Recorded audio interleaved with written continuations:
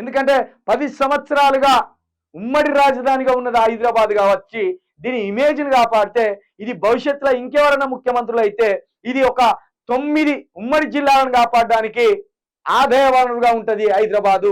ఇలాంటి మహానగరం ఇంకెక్కడ లేదు అనే ఆలోచనతోటి ఆ రోజు కేసీఆర్ ఆంధ్రోళ్ళను కావచ్చు, గుజరాత్ వాళ్ళను కావచ్చు, ఒరిస్సాలను కావచ్చు, ఆ రాజస్థాన్ వాళ్ళను కావచ్చు, ఎవరు వచ్చినా ఓ గప్చుప్ బండి పెట్టుకున్నా పెట్టుకోర్రు అన్నాడు, ఓ సమోసాల బండి పెట్టుకున్నా పెట్టుకోర్రు అన్నాడు, కార బూందీ చేసుకున్నటువంటి చేసుకోరి బతుకుర్రా అన్నాడు. వరి కోతలు కూడా పోయడానికి వస్తే బీహార్ వాళ్ళు కోసుకొని పోర్రా మనిషికో రూపాయి తీసుకొని అన్నాడు. అట్లా కేసీఆర్ పెద్ద మనసు చేసుకొని రాష్ట్రాన్ని పాలించిండు. కేసీఆర్ 10 ఏళ్ల పాలనలో శాంతి భద్రతలు కేసీఆర్ అంశంలో లేవవి, కేంద్రం అంశంలో ఉన్నాయి.